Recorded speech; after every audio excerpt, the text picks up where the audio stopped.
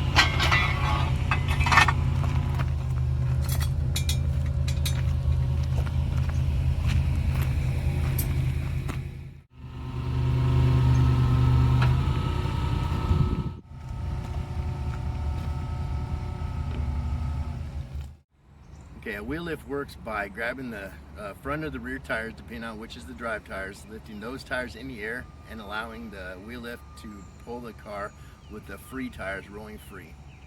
A wheel lift can hold roughly 3,000 pounds. You can probably get 3,200 pounds on it, but that would be max.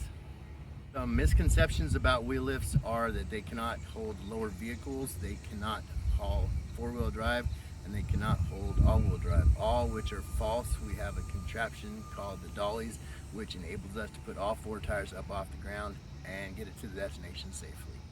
I like driving and operating a wheel lift because I was always taught that a wheel lift is a real tow truck driver. It's more versatile.